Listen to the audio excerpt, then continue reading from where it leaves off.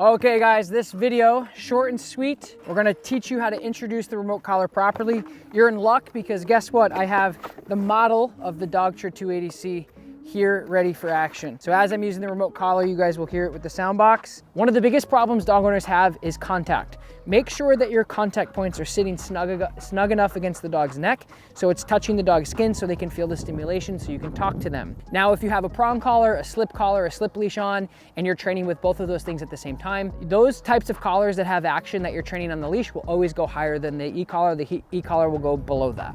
You're gonna want a long line and you're gonna want some motivation. In this case, I'm just gonna use food and a ball. What you guys wanna do in the beginning to start off in a non-distracted environment, she's obviously a trained dog, so we're gonna be doing it outside because it's just a beautiful day. Birds are chirping, starting to become spring. The other thing that your dog has to know is they have to know the place command and the recall. So we're gonna send her away using the remote, and we're also gonna work on recall with the remote. So the objective of the remote collar is to use the stimulation to control your dog wirelessly. This is the only thing in the world on the planet that we live on that can hold your dog accountable completely off leash. And of course, I don't want to have to use this long line forever with my dog, which is why I use remote collar training for myself and my clients. They have the ultimate off leash freedom with the remote collar. So all this is negative reinforcement. It's very simple. We're going to be using a level 4, which is a non-corrective tap on the shoulder. Once the dog gets to the place or does a sit or does a down, the stimulation comes off. It's literally tapping, the dog does it, we remove. Humans don't feel it on their face typically until between 8 and a 10. So make sure that you're using a good collar like the Tom Davis 280C. If you go out and get a crappy one, none of this will work. Here we go, go to touch. Yes, and we're gonna pay her. So I just used the continuous nick there, guys, which is the top button on the Tom Davis 280C.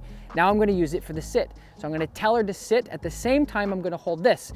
SIT, she puts her butt on the ground, it shuts off. It's a really great opportunity to condition your dog to learn from remote collar, right? So they're listening to this stimulation, they put their butt on the ground. It's not forcing them because the dog would do it without this. It's just teaching them in conjunction that this stimulation that they're feeling on the neck is you, and it's gonna shut off as soon as they do the behavior. So I'll show you again. Lakota sit. Yes, good sit. Same thing with down. Lakota down. Good. Same thing with sit. Sit. Good. And now remember, when you're doing this with the dog in the beginning, using tons of positive reinforcement. So, okay, break. We're gonna break her out and we're gonna do some recalls. I'm gonna show you what this looks like again. So you're using the stimulation at the same time as you're saying the verbal cue. So making sure that your dog is away from you and not paying attention to you like a Velcro, which Lakota is right now. I'm gonna say her name. I'm gonna hold the continuous at a 4. Lakota, come. Yes, the moment that she commits to me, yes, baby, good. Break is the moment that the remote collar shuts off. So we're gonna do this a couple more times. Lakota, come. Yes, good girl. We're gonna pay her. Good girl, baby. So there is a pager on this e-collar, which is a vibrate. It's very intense. The only time that I use the pager for the dog is if they're doing something dangerous. I call it intervention training. So I'll hit the pager, and the dog will be like, what the heck is that? And again, the only time that I do that is if I'm doing intervention corrections with the e-collar. So again, if the dog is dangerous or acting aggressive towards other people, that's where that comes in. Now I wanna talk about the stimulation and the boost on the bottom, which is the continuous. So we have a continuous nick, which is very simple. I'll put this on a 1 so my dog can't feel it, but you guys can hear it. So there's the nick, okay? There's the continuous nick, and then there's the continuous. So the continuous is a little bit more intense, so it's gonna be faster to the dog. Now it's also a continuous boost, and I'll show you what that looks like in a minute as well. So we're gonna be at a 5 here, and we're gonna set our boost to a +5. So if we're on a 5, tap, tap, tap, and the dog isn't responding or not recalling or not doing what you had asked, you can immediately spike to a 10 to get the dog's attention. Why would you do this? Biggest thing is if you're in different environments, your dog is not gonna feel the 5, because let's say we're talking, you and I right now, there's nothing else going on, you're sitting at home, you're on the train, you're watching me on YouTube, which I appreciate you guys so much. The coolest dog training channel on YouTube, by the way.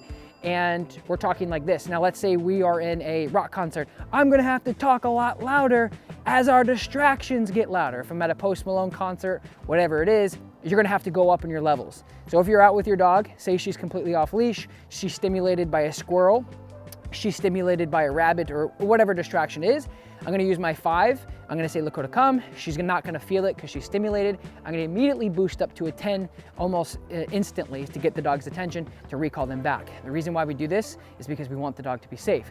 And that is the reason why the e-collar is fundamentally the best way to train your dog completely off leash if you want that reliable recall.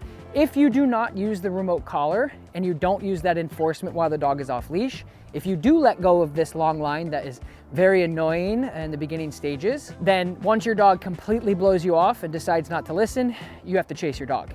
We don't do that with the remote collar, which is why so many people really like to use it to give your dog off-leash freedom at the beach, off-leash freedom on the trails, off-leash freedom when you're training outside. It's a beautiful thing. We're gonna get back into training here.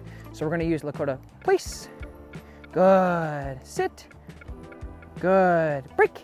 Now, how often should you do this throughout the day? I typically recommend as many times as you can throughout the day in very short segments. 5 minutes here, 5 minutes there, just doing it with your dog, quality over quantity.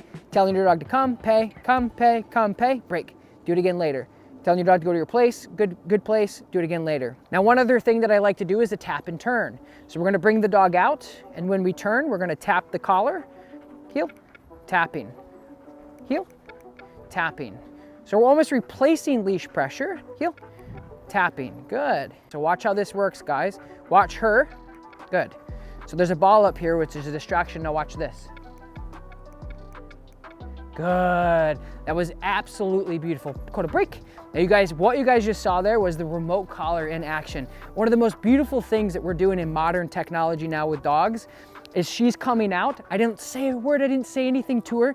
She's on a level 6. I tapped the remote, she felt it. Because she's conditioned on the remote collar, tap, tap, tap, tap, tap. I didn't say anything. There was no leash pressure. She just responded with me because she's conditioned on the remote. This is exactly how to tell if your dog is responding to the remote collar. So we're gonna let her out. We're gonna do 3 verbal recalls. So dog's name, e-collar stimulation at a low level. The dog responds, you pay. The 4th time, no verbal, but the e-collar turns on. That will tell you that the dog is, in fact, responding to the remote collar properly and they understand how to shut it off. Now we're ready for off-leash work. Go ahead. Good.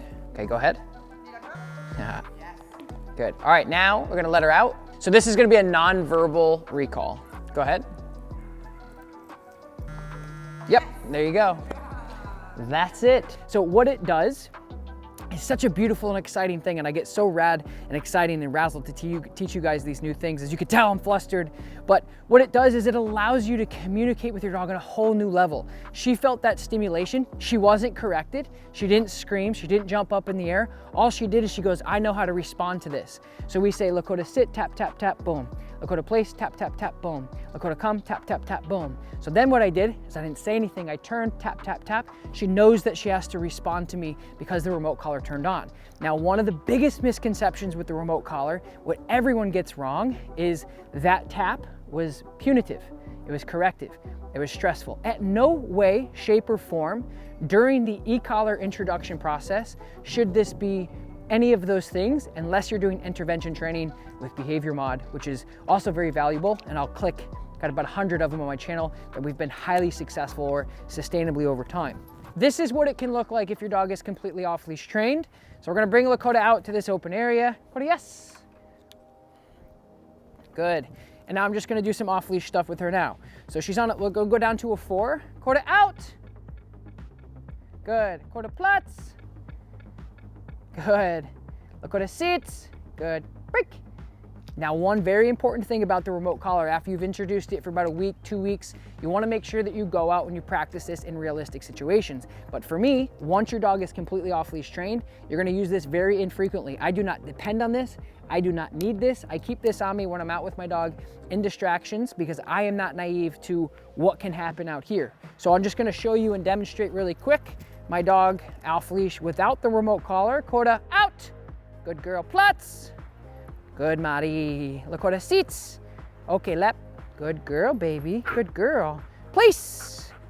Good girl. Okay, break. So just remember, when you're out, you're hiking, you're in the ocean, you're playing with your dogs, you're at the park, whatever you want to do, you can have your dog off-leash trained reliably if you put in the work in the beginning.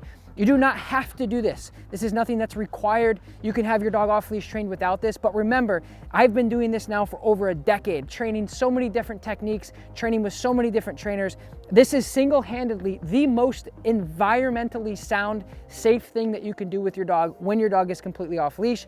It's the only thing on the planet that can hold your dog accountable if, oops, my dog didn't come back for that cookie. And I just want to be real with you guys, and I just wanted to make this video. That's a very short introduction on how to introduce it. I hope you guys enjoy. The link in the description below is for my full course, which is about a 2-hour course. It teaches you everything else that you need to know in between. I hope you guys enjoyed this. I'll talk to you next time. Peace.